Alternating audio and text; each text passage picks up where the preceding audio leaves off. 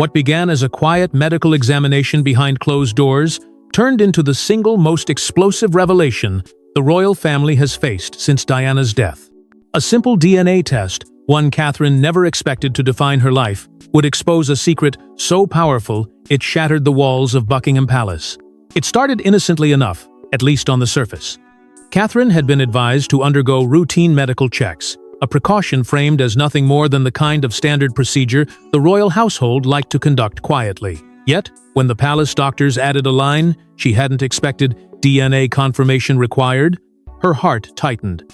It was worded clinically, almost detached, but Catherine's instincts told her something far more sinister lurked beneath the formality. She questioned them, gently at first. Why DNA? Why now? The doctors exchanged glances they thought she wouldn't notice, and though their lips muttered reassurances, their eyes betrayed unease. The atmosphere grew heavy. The walls felt closer, as though they too were witnesses to something forbidden.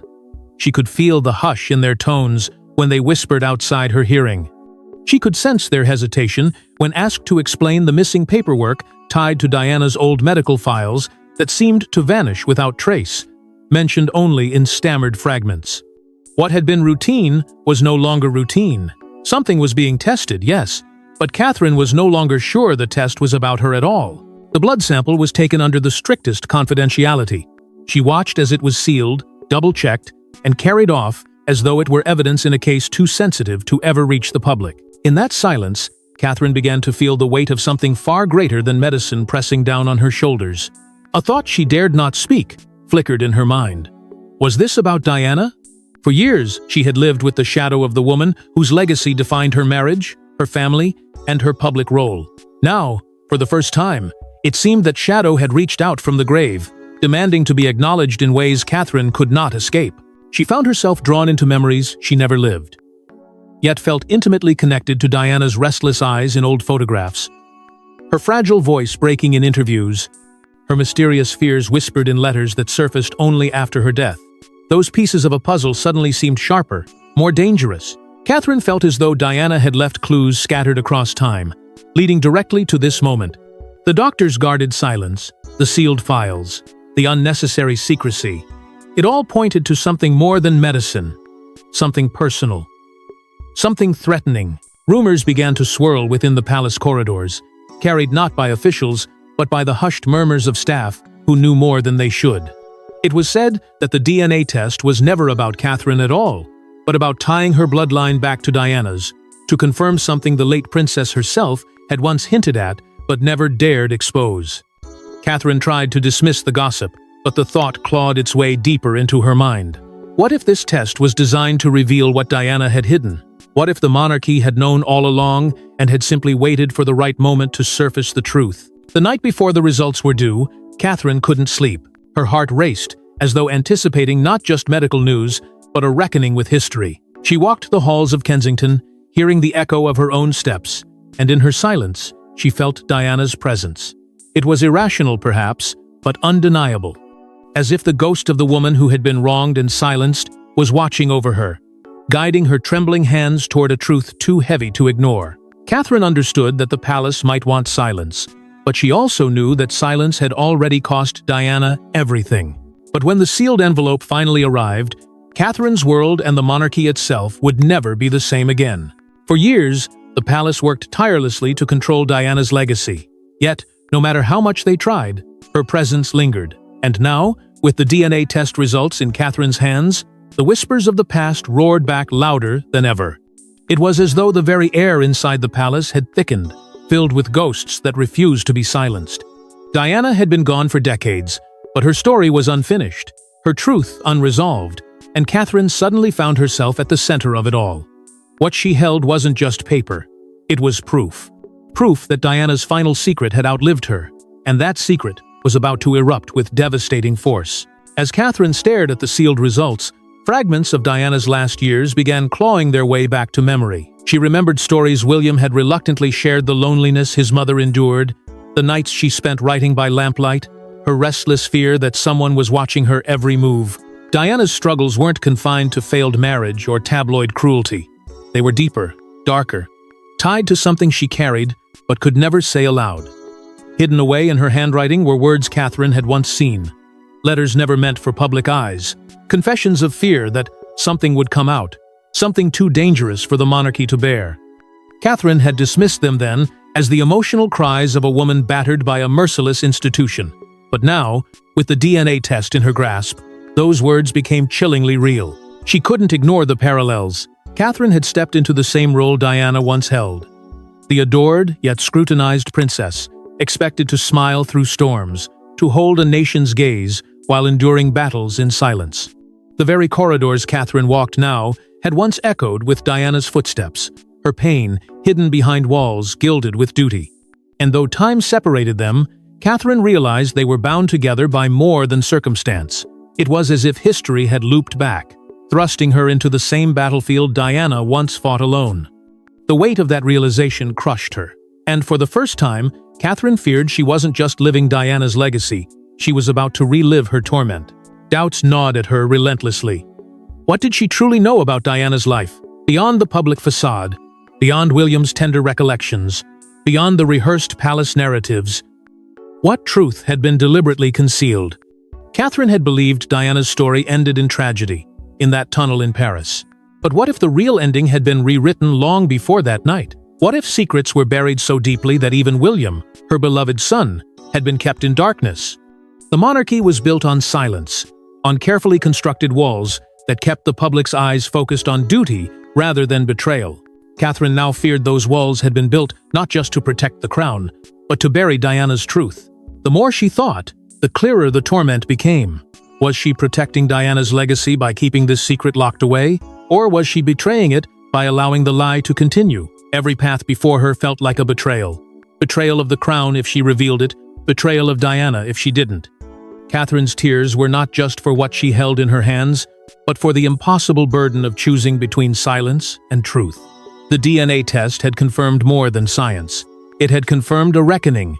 And now Catherine, like Diana before her, was trapped between loyalty to the institution and loyalty to the woman who refused to disappear. The palace walls shook, not from what Catherine read, but from who demanded she stay silent. As word of the DNA envelope leaked to select courtiers, Buckingham Palace erupted in fear. Suddenly, royal advisors scrambled to contain a scandal they could no longer control. Whispers spread like wildfire across gilded halls, where servants carried rumors faster than official memos ever could. Panic set in, not because the truth was fully known, but because fragments of it existed, and fragments were enough to tear down the monarchy. The palace, long accustomed to hiding behind its veil of tradition and ceremony, now felt naked under the weight of an unseen storm. The monarchy's survival instinct came alive. Meetings were called at odd hours, doors locked, voices lowered.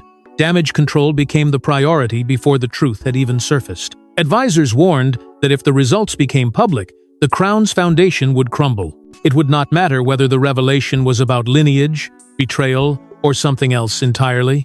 The perception of deception would be fatal. Senior aides pressed Charles relentlessly, telling him his reign, already fragile, could collapse under the pressure of exposure. He had endured public skepticism, private health battles, and scrutiny over his marriage. But this was different. This was Diana, the name that haunted every corner of his reign. Her ghost had returned with vengeance, and now it threatened to consume everything he had fought to preserve. Yet, behind those closed doors, another name hovered unspoken, one that carried its own poison: Camila. Did she know of the secret? Had she played a role in ensuring it stayed buried? The suspicion itself was enough to deepen divisions within the palace ranks. Some believed she had been warned years ago and had chosen silence. Others claimed she had personally urged the monarchy's keepers to suppress anything that could cast Diana's memory in a light more powerful than her own. And though no one dared accuse her openly, the doubt lingered. If Diana's final secret surfaced, would Camilla's position disintegrate alongside Charles's fragile hold on the crown? Amid this growing chaos, William found himself trapped between two unbearable loyalties: loyalty to the crown and loyalty to Catherine.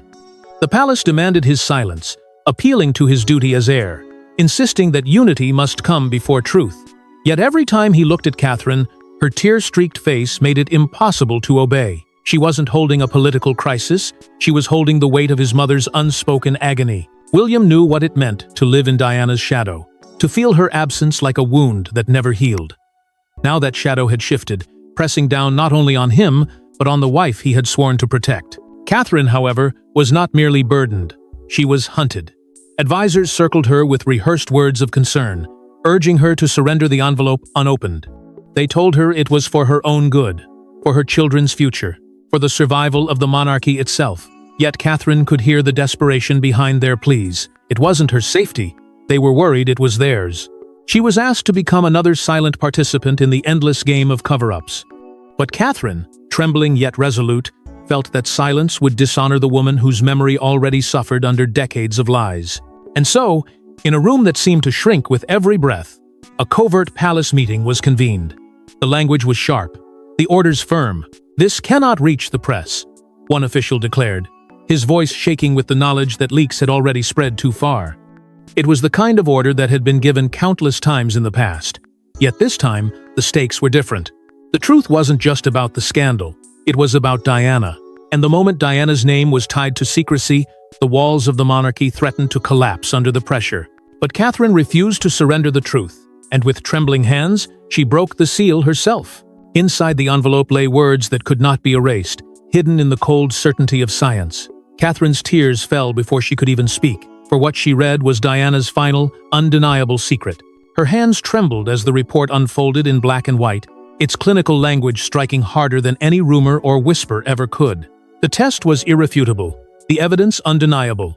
Diana had concealed a truth about her own lineage, one that had the power to fracture the foundations of the monarchy. The revelation was not speculation, not gossip carried through corridors. It was fact, preserved in genetic code. And Catherine was the unwilling witness chosen to bear it. Questions cascaded in her mind like a storm she could not control.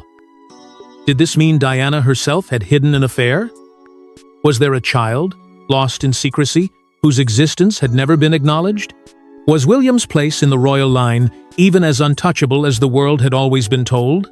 The possibilities clawed at Catherine's soul, each darker than the last. For every answer the document provided, it unleashed 10 more questions that no living voice could resolve. The silence of the dead was now screaming louder than the words on the page. The weight of this knowledge pressed against Catherine's chest, until she could hardly breathe. This was no longer about the crown or public duty. This was about family, about truth, about the woman whose absence defined everything in their lives. And yet, Catherine was now carrying a burden even William did not know. She imagined his face when he heard it, imagined the devastation in his eyes, and the thought nearly broke her. For how could she tell him that the mother he worshipped had lived under a lie, and worse, had passed that lie down to him? Flashbacks of Diana's warnings rang through Catherine's mind. Phrases William had once shared reluctantly, his mother's strange insistence that there were secrets locked away for the sake of the monarchy, her chilling prediction that truth could one day destroy them all. At the time, Catherine had thought them paranoid ramblings of a woman broken by betrayal. But now, as she read the proof that no one else had seen, she realized Diana had spoken with clarity. She had known this day would come. She had left behind not just memories but premonitions. Prophecies that were now being fulfilled in Catherine's trembling hands. Her composure crumbled. Alone in her grief, Catherine collapsed under the unbearable truth. She felt betrayed by history itself, betrayed by the stories that had been told, betrayed by the silence that had let Diana carry such torment to her grave. This was no longer just a royal scandal, it was a human tragedy, a woman's hidden truth denied to her children and preserved only in the shadows. Catherine's tears spilled not just for Diana, but for William, for her children, and for the nation that had been sold half a story. Yet in her anguish, something shifted. The tears no longer signaled despair. They marked the moment of decision. Catherine realized that this truth could not remain hidden, no matter the cost. The monarchy had buried too many secrets, destroyed too many lives for the sake of appearances. Diana's voice had been silenced once, but her secret had found its way back, and Catherine knew she could not allow it to be silenced again. But one revelation only led to another, and soon Catherine realized she was standing on the edge of a darker abyss. When Catherine shared the results with William, his world shattered. For the first time, the future king questioned whether his destiny had been built on a lie. At first, he refused to believe it. His instinct was denial. raw and fierce. "This cannot be true," he whispered, his voice breaking as he pushed the envelope away, as though distance alone could erase its contents. But Catherine, her eyes swollen with tears, placed it back before him. The official seals, the signatures of doctors, the cold precision of the science, all stared back at him with a certainty that no denial could undo. The devastating moment came when he forced himself to look at the words. Every letter carried the weight of betrayal. It was as though the walls around him collapsed, leaving him exposed and defenseless. William had grown up haunted by questions about his mother's suffering, but this was beyond anything he had ever imagined. Rage surged through him, a rage not directed at Catherine, but at the institution that had kept them both blind for so long. His anger burned until it could no longer sustain itself, and then it broke into grief. He saw his mother again, alone in those final years, cut off, ridiculed, fighting battles she could not win. Suddenly, her isolation made sense in a way that pierced his heart. She had been carrying a secret too dangerous to voice, and now he finally understood why her every smile seemed tinged with sorrow. The connections unfolded in his mind with merciless clarity. Was this why she had been cast aside? Was this why the palace had treated her as though she were fragile, unstable, unfit to stand beside them? He saw now that her pain had not been merely the product of a broken marriage, but of a truth she carried alone. One so explosive the monarchy chose to silence her rather than confront it. Each memory of her warnings, her cryptic notes, her fears of being watched, now rang like alarms he had ignored for too long. For William, the question could no longer be avoided. Was his mother silenced because of this? Did her death, still shrouded in mystery and suspicion, have more to do with what Catherine now held than with the tragedy the world was told? The thought twisted like a knife, leaving him breathless. His life, his duty, his identity as heir, all of it seemed poisoned by the revelation. He was no longer sure if he was destined to inherit the crown or the sins of a system that had destroyed his mother, but amidst the grief and torment, something fierce ignited inside him. A vow formed quietly, but with the weight of iron. If Diana had been betrayed, if her truth had been buried for the sake of survival, then he would not allow silence to continue. His role as a son outweighed his role as heir. William knew that uncovering this secret would not restore his mother, but it could redeem her memory. And more importantly, it could ensure her legacy was never again rewritten by those who had silenced her. Yet, before William could act, Camila entered the stage with a chilling message. Camila had waited decades for her crown, but the DNA revelation threatened everything, and with icy determination, she moved to ensure the secret would die before it reached the light.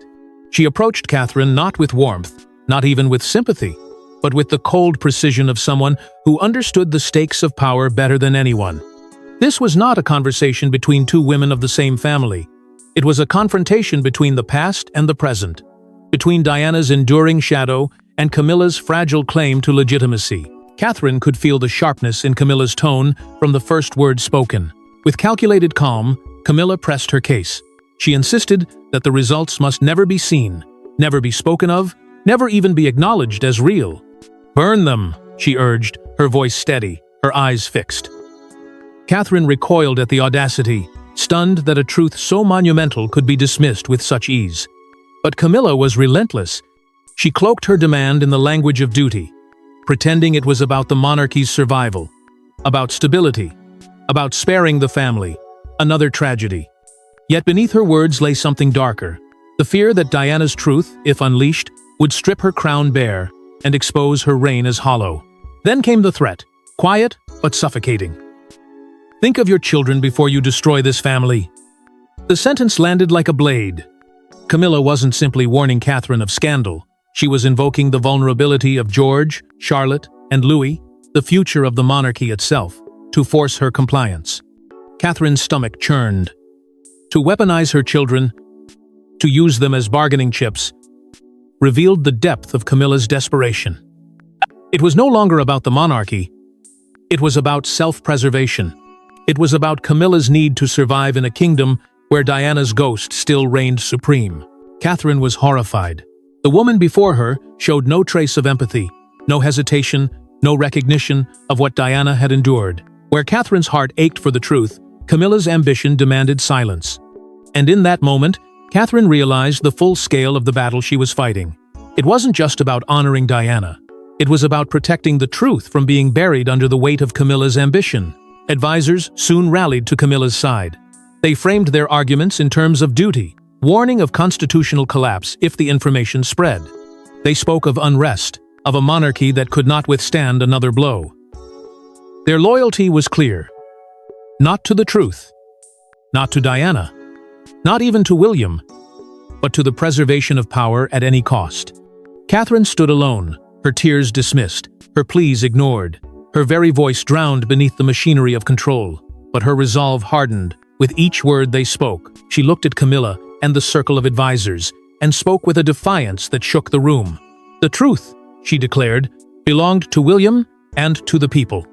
It was not hers to destroy, not theirs to contain. For too long, secrets had suffocated the royal family. This one, however, would not be buried. It was Diana's voice, speaking through science, through history, through Catherine herself. But Catherine's defiance only deepened the palace's desperation, pushing them into dangerous territory. The DNA test was only the beginning. When Catherine and William began digging deeper, they uncovered files hidden for decades that proved Diana's secret had been known all along. What had first seemed like an isolated revelation quickly expanded into a labyrinth of deception, where every document pulled them closer to the realization that Diana had not only been betrayed by those closest to her, but monitored, silenced, and deliberately managed by the very institution meant to protect her. It wasn't speculation, it was evidence, preserved in cold, typewritten words and stamped with official seals. Among the first discoveries was a series of old correspondences between palace doctors and MI6 operatives, exchanged during the turbulent years of Diana's life. The language was chilling in its detachment. They spoke of containment, of psychological assessment, and of preventive strategies. Diana had been reduced to a subject in reports, a problem to be handled, rather than a woman in pain. Catherine's hands shook as she read them, unable to comprehend how casually her mother-in-law's suffering had been dissected in files designed not to heal her but to control her. The words confirmed what Diana had always feared, that she had been watched, monitored, and dismissed. The trail grew darker with the discovery of internal memos, drafted by senior advisors, detailing plans to manage Diana's vulnerabilities. The phrasing was deliberate, bureaucratic, and cruel. These were not notes on providing support, but strategies on neutralizing her voice. Diana's outbursts, her confessions to friends, her emotional warnings were catalogued as threats to be minimized rather than cries for help. Catherine read line after line with disbelief, horrified that the monarchy had chosen optics over humanity, silence over truth. And as she pieced the words together, she realized that Diana's torment had not been the product of paranoia. It had been orchestrated, but the most startling discovery came in the form of a second envelope, its wax seal still intact, bearing the unmistakable mark of the late queen herself. Unlike the medical files, this envelope was personal, its very existence suggesting the monarch had been aware of Diana's secret. When William finally pried it open, what he found confirmed his worst fears. Records, acknowledging the DNA results long before Catherine had ever been tested. The monarchy had known. They had chosen not to confront the truth, but to bury it deep within locked cabinets, secured under the authority of the sovereign. The betrayal was absolute, not just by Camila or advisors, but by the institution William had been raised to inherit. For Catherine, the revelation was devastating. Every ounce of trust she had placed in the crown crumbled in her hands. It wasn't just Camilla's ambition that had smothered Diana's truth, it was the monarchy itself. The very system she had married into, the family she had sworn to stand beside, had built its survival on lies that cut to the core of her husband's identity. She felt complicit simply for knowing, her heart torn between loyalty and rage. William's response was fire. His grief erupted into fury as he slammed the files onto the table. They let her suffer while protecting themselves, he seethed, his voice shaking with the weight of decades. Every page was proof that his mother's agony had been real, not imagined. Every memo confirmed that her truth had been buried to safeguard the monarchy's image. The crown he was destined to wear now felt poisoned, stained with the choices of those who had valued survival over compassion. He could not look at the palace the same way again, and as if fate demanded justice, the truth was about to burst beyond palace gates. The royal family's greatest fear came true when the DNA results and hidden files leaked to the public. Overnight, the nation was consumed by a question that cut to the monarchy's core. What else have they hidden? Newspapers splashed the revelations across their front pages in bold, merciless headlines.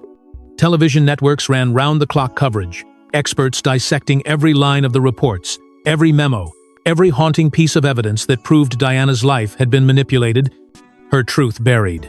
What had been whispered in corridors and doubted in silence was now undeniable, exposed in the raw light of day. The monarchy, which prided itself on control, was suddenly at the mercy of a storm they could not contain. The country erupted in outrage. Across the streets of London and far beyond, rallies broke out, with Diana's face raised high once more. Banners declared her not a victim, but a woman whose silenced voice had finally returned. Chants filled the air, demanding answers, demanding justice, demanding an end to the culture of secrecy that had poisoned the institution for generations. For many, it felt as though Diana herself had risen from the grave to stand against those who had silenced her. The people who had once mourned her were now fighting for her, and their anger shook the monarchy's foundation in ways no scandal before had managed. Catherine found herself caught in the center of it all, both uplifted and suffocated by the wave of reaction. On one hand, strangers embraced her as the woman brave enough to stand with Diana's memory, the princess who dared to face the truth. On the other hand, every movement she made was scrutinized, every word questioned, every silence dissected. She had carried the burden privately, and now the world carried it with her. But the support came with pressure that seemed to grow heavier with every hour. For William, the burden was far worse. His name was suddenly on every commentator's lips, framed as the only figure capable of restoring faith in the monarchy.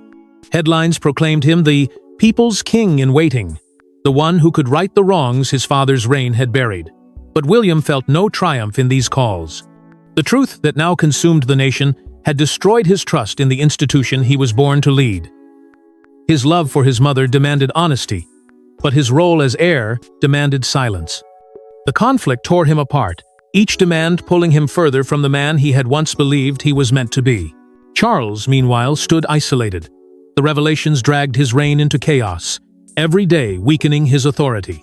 The weight of secrets of his own and those of the crown pressed upon him until his public appearances became a theater of strain. He tried to remain composed, but the nation saw through him. Where William was hailed as hope, Charles was condemned as part of the cover-up. The man who had waited a lifetime for the throne now seemed destined to lose it under the shadow of his former wife's truth. Camila bore the brunt of humiliation. While Charles was painted as weak, she was vilified as complicit, the woman who had profited from Diana's downfall and now stood accused of helping bury her final secret. Crowds jeered her name. The palace advisors who once shielded her began to distance themselves, sensing her influence crumbling. For years, she had fought to be accepted, but in one explosive leak, everything she had clawed her way toward began to collapse. But just when the monarchy thought it had weathered the storm, one last revelation made it clear this was only the beginning.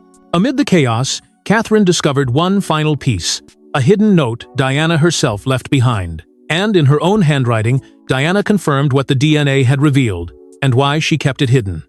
Folded carefully among her personal belongings, the letter carried the unmistakable mark of a mother's love and fear. In it, Diana confessed that she had chosen silence, not out of weakness, but out of desperation to protect her sons from the unbearable weight of truth.